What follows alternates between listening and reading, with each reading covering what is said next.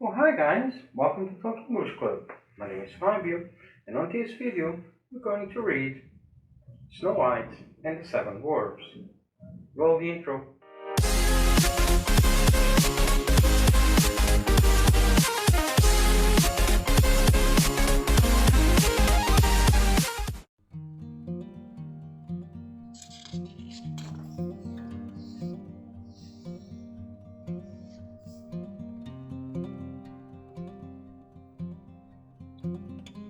When she had finished crying, Snow White looked up and found herself surrounded by forest animals. Slowly, they moved closer, realizing that they had nothing to fear from the kind princess.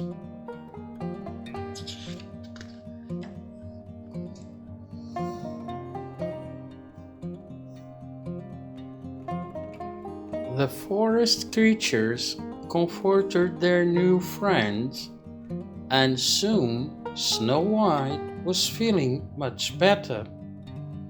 "I do need a place to sleep at night," she told them. "Maybe you know where I can stay. Will you take me there?" Instantly, two raccoons tugged at the hem of her skirt and began to guide her through the woods. The deer, rabbits, chipmunks, squirrels, and birds followed close behind.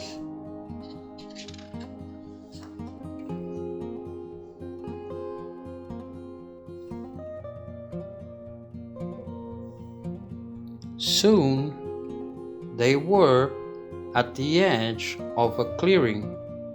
Snow White pushed aside the bushes and saw a charming little cottage nestled among the trees. She ran towards the house, crossing over the little bridge just in front of it, and peered in one of the windows. "I guess there's no one home," she exclaimed.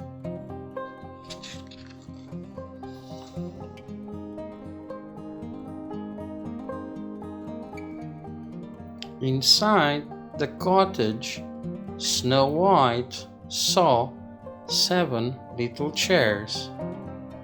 "Why 7 little children must live here?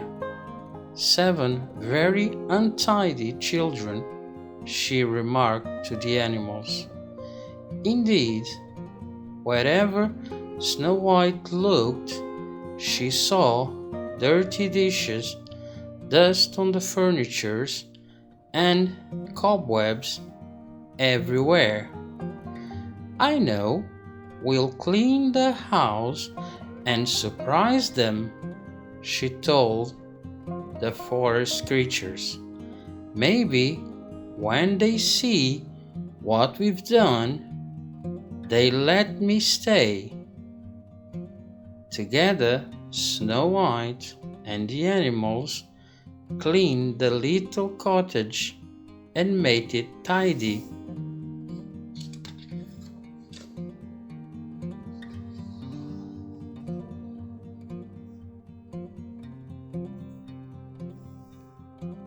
When they finished cleaning downstairs, Snow White and her friends went to see what they might find upstairs. At the top of the staircase was a door, and beyond it, Snow White saw 7 little beds. "Look, each bed has a name carved on it," Snow White said, and she read the names out loud. Doc, Happy, Sneezy, Dopey, Grumpy, Bashful, and Sleepy. Snow White yawned I'm a little sleepy myself, she said. Then she stretched out across 3 beds and fell fast asleep.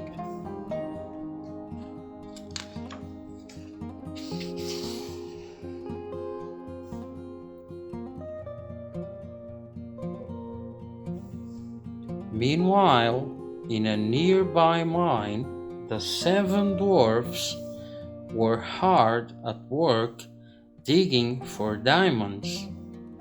They not 7 little children were the ones who lived in the cottage Snow White had found.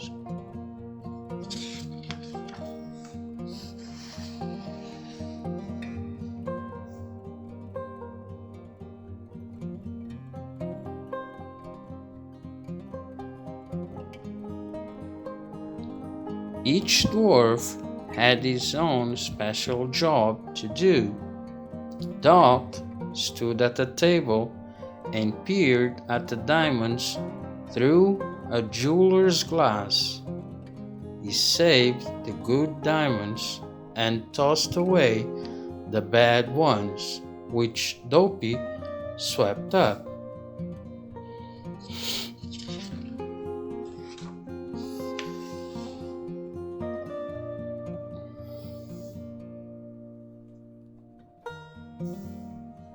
As night fell, the dwarfs headed for home, with their picks slung over their shoulders. The 7 dwarfs marched in a line. Doc took the lead, with Grumpy, Happy, Sleepy, Sneezy, Bashful, and Dopey following behind. Even though they were very hungry and tired from their hard day's work, the dwarfs sang a happy song as they marched along.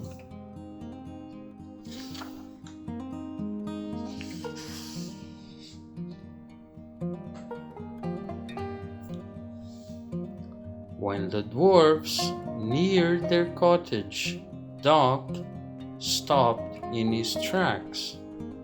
Look, the lid's light. I mean, the light's lit. Something's in there, he cried. Though they were worried that they might find a ghost or other scary creature inside, all the dwarfs bravely followed Doc into the house to investigate.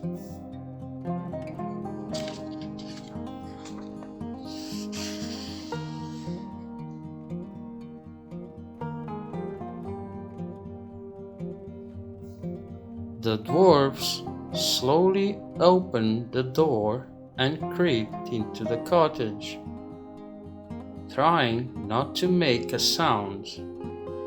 "Careful, man," Doc whispered. The others tiptoed up behind him. "Our window's been washed," said Happy. "Look, the floor. It's swept. I mean, been swept," noticed Doc. "There's dirty work afoot," Grumpy grumbled. He always suspicious. Suddenly, they heard a noise upstairs.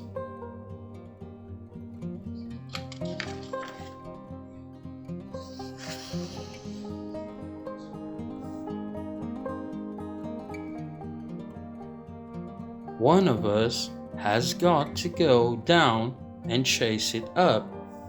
I mean, go up and chase it down," muttered Doc.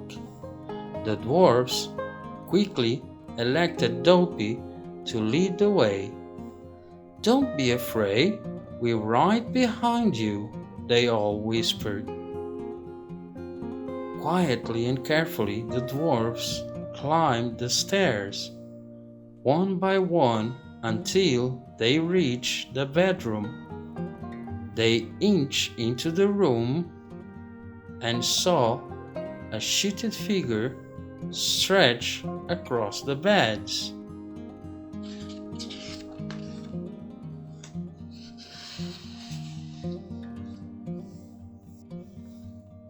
Snow White yawned and stretched under the sheet.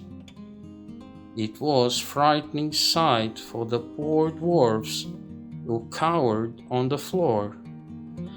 "A monster!" they gasped.